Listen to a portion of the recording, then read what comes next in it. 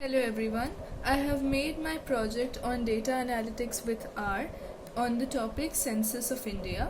So first I have called these library functions. So we'll run this and we can see that all the library functions are present.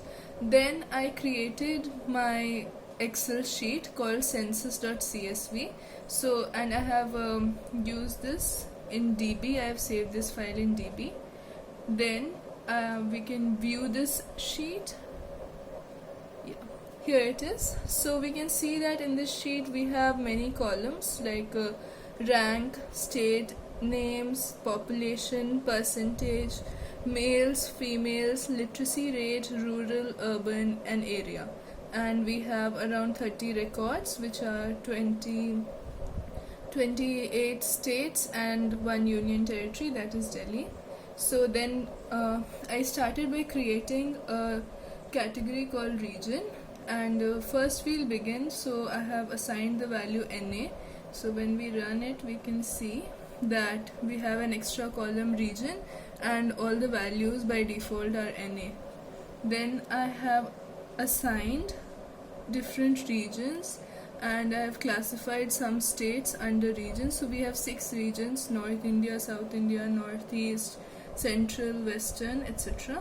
So I'll run this and then we can see. I'll select these lines and we'll run this. So now we can observe the change in DB.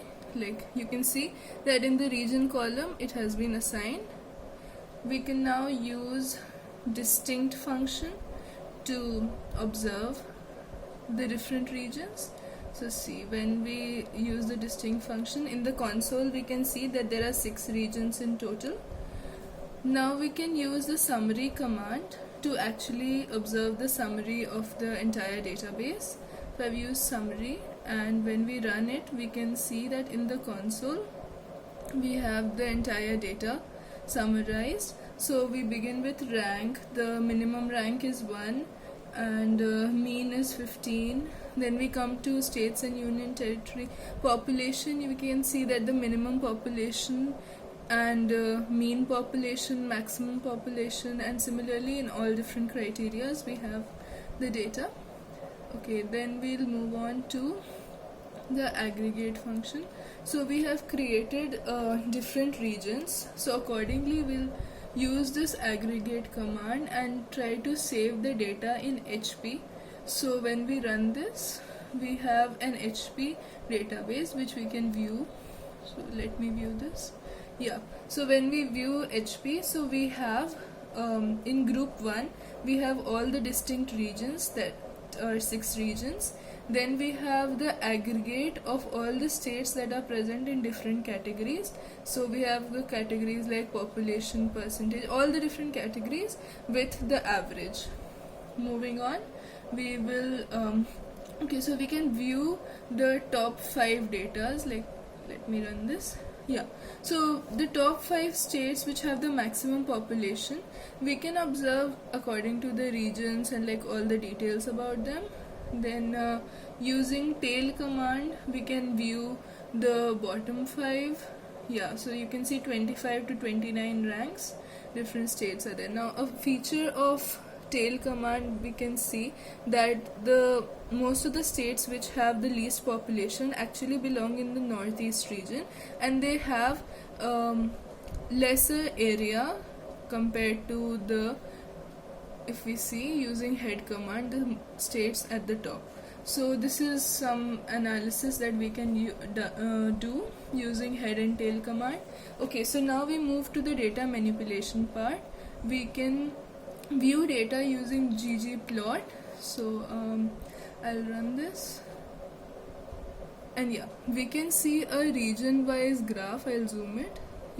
So a region wise graph is observed. So we have region on the x-axis and population on the y-axis, and we can see according to the 6 regions. So we can see East India has the maximum population. This includes states like Bihar, West Bengal, Jharkhand, Orissa, etc. And then we have South India, Western India, North India, and Northeast has the least population. So this is a plot we could observe.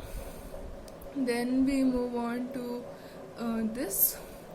We can use core plot to plot the graph. Let's see. Yeah, so this shows the dependency of different criterias, so we can observe this type of graph. For our clarity, we can also use, instead of square method, we can use number method. Let's see. Yeah, so in this we can observe the numbers are present, and this shows the dependency of each category. This makes our graph and understanding very clear. Moving on, we have box plot. We can use ggplot command to even plot box graphs. So let me run this. Yeah, we have this box graph. We can see that this is created on the x-axis. Again we have region, and y-axis we have population. So we can see that, okay, so this the line represents the coordinates which are outside, and these dots represent the states which are actually outside this average region, and this midpoint represents the mid value of these states. So you can observe this graph. Moving on, we have another graph. Let's see. Yeah, so this graph is also for our clarity. We can see that literacy rate versus population, we have used this graph. And for different criteria, like I have used one for area versus population. So we see this. See, this is a similar graph, but like we can observe the difference. These different colors represent different regions in India. Similarly, we can use many other functions in our language. Mostly I focused on ggplot, and I have shown the data of census. Thank you so much for watching my video.